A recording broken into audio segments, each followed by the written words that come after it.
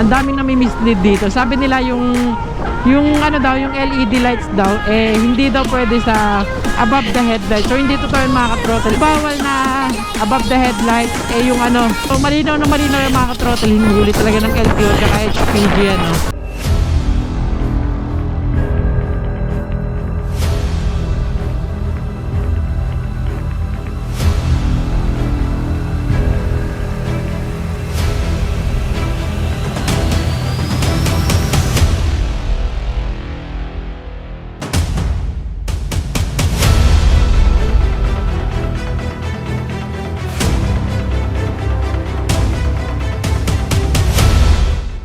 Hey, what is up guys? This is Edride. So mag-vlog na naman tayo today mga ka-throttle. So maraming salamat. Nabigyan naman tayo ng time.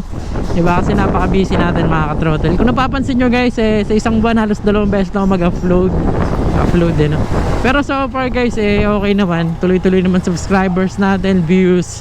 So yun nga mga ka-throttle, no? Bago yung lahat, papakilala ko muna sarili ko. Ako si Edride mga ka-throttle. So vlogger tayo, YouTube vlogger. Yung vlog ko guys, ang mga content ko is informative. So especially yung mga LTO, dyan talaga tayo nakilala. Yung mga rules and regulation ng LTO, kung ano yung mga akala mong hindi hinuhuli, yung pala bawal sa LTO. So check yung channel natin mga ka-throttle. Marami kayong matututunan dyan. May mga napagsabi guys na tayo nga daw yung pinakamaganda mag-execute ng paliwanag kasi detailed talaga. So sa mga hindi naniniwala dyan, check nyo lang yung iba nating videos. And marami kayong matututunan dyan mga ka-throttle. And yun naman talaga yung main goal natin.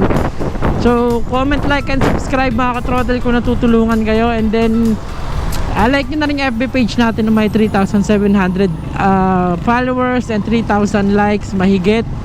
At saka mga ka-throttle, shoutout nga pala sa mga sponsor natin, si Window Shop, Jed Racing Huli, Pertua Philippines, Spider Helmet, InDesign para dito sa riding jersey natin. Tsaka shoutout sa mga Honda Beat natin, ka-click, mga ka-click natin, ka-game changer natin dyan, tsaka mga ka-supremo, tsaka mga ka-Vio station natin dyan. So shoutout sa inyo. So yun nga pala mga ka-throttle, marami nag-offer sa atin sponsorship, pero lahat hindi ko mag-grab guys kasi alam nyo naman medyo busy ngayon. So message lang kayo mga ka-throttle for sponsorship review dun sa FB page natin na Edride Motovlog para ma-entertain ko kayo. So yun nga mga ka-throttle, simulan natin tong vlog natin regarding to sa sa rules and regulation concerning motorcycle lights.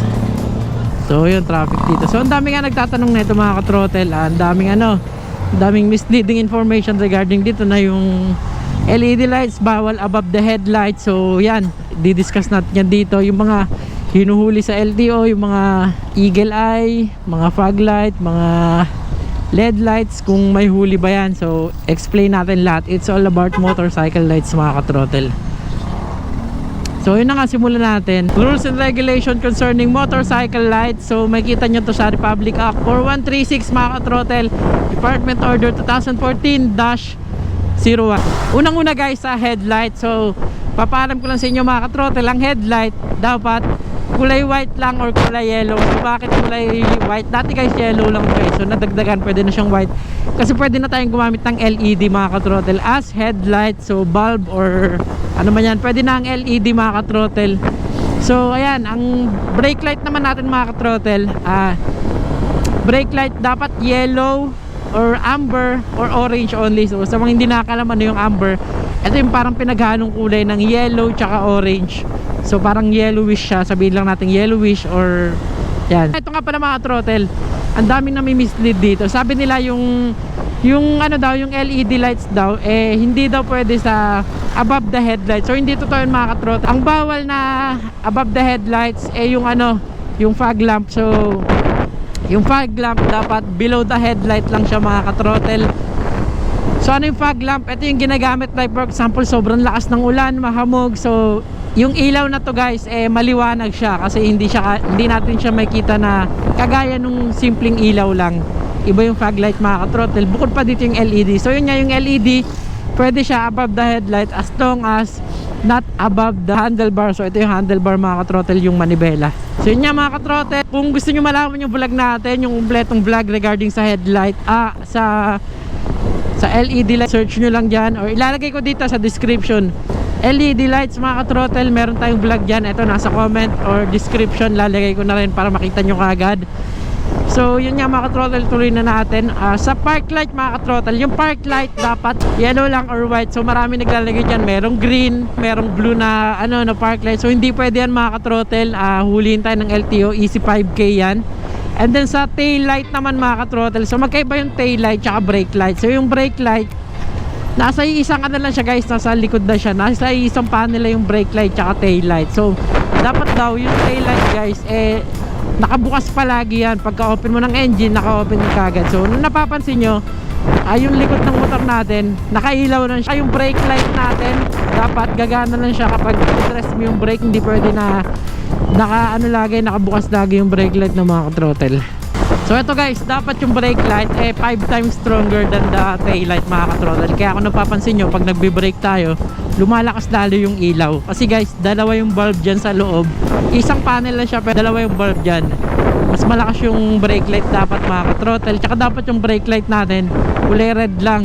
So yung iba kasi dyan, diba, parang yung Rusi yata meron silang kulay white. Pero guys, bawal sa LTO yun. Hindi ko alam kung bakit na-approve ng DTI yun, pero bawal talaga yun kasi ang nasa law talaga ng LTO red only, di ba? Tapos hindi pwedeng blinker guys, yung mga blinker na ganyan sa headlight, sa brake light. Welcome to Las Piñas, Alabang Zapote Road. Yan nga mga throttle, yung brake light tsaka headlight. So bawal blinker yan, huliin talaga ng LTO yan.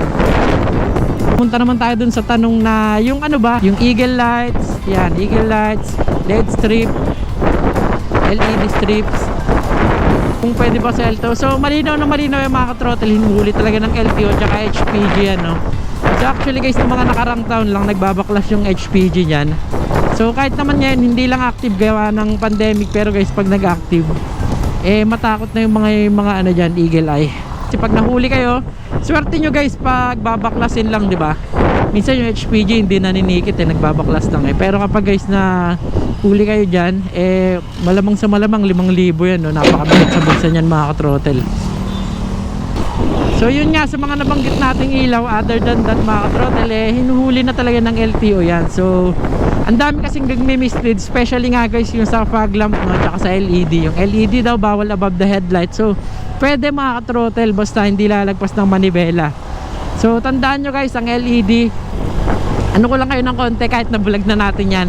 Ang LED mga ka-throttle, pwede dalawang LED ang gamitin mo as long as hindi mo siya ilalagay sa movable parts ng motorcycle. Like for example sa shock, bawal yan mga ka-throttle, hinuhuli ng LTO yan. Kasi dapat pag ginalaw mo yung manibela mo, hindi sasama yung LED mo. So malamang sa ulo ng motorcycle mo lang ilagay. So yung iba naglalagay sa crash guard, pwede naman as long as hindi huliin yung crash guard. Kasi yung crash guard kasi mga ka-throttle, may huli rin sa LTO yan. So yun yung problema natin dyan. Though hindi mahigpit ngayon, pero naniniwala ako darating yung araw na maghihigpit ulit at magugulat na lang tayo. So yun nga mga ka-throttle, short vlog lang naman to. Pinaalalahanan ko lang kayo kasi guys, ang dami talagang misleading na lumalabas dyan, no? So makikita nyo yan. May post yung LTO sa FB, meron din naman sa guys, meron din sa website nila. So lalagay ko na lang yung link. Yun nga mga ka-throttle, lumagpas na ako, papagupit ako kasi yung swabe lumipat na. Hindi na sa tapat ng SM South Mall, dyan na sila sa may Almansa. So nakalimutan ko, akala ko lagpas na pala tayo. No U-turn, U-turn na lang tayo mga ka-throttle, wag lang dito kasi no U-turn dito Ay, shortcut tayo dito. Yun nga mga ka-throttle, yun lang, no. Konting information lang to. Comment, like, and subscribe lang kayo. Tandaan nyo guys, yung buong guidelines ng LED nasa comment section and then nasa nasa description. So ingat kayo palagi mga ka-throttle. Huwag kalimutan mag-comment, like, and subscribe. Hindi ko alam kung aabot ng 8 minutes to or 10 minutes, pero guys, importante nakapagbigay tayo ng information. So yun lang guys, hinihingi ko, subscribe lang. Road to 100,000 subscribers na tayo. Check nyo yung ibang video natin, baka makatulong sa inyo, no? Para hindi kayo mabigla pag dumating yung time na maghihigpit na ulit yung LTO. So yun lang mga ka-throttle, maraming salamat sa inyo. Subscribe kayo mga ka-throttle. So ride safe, always ride safe.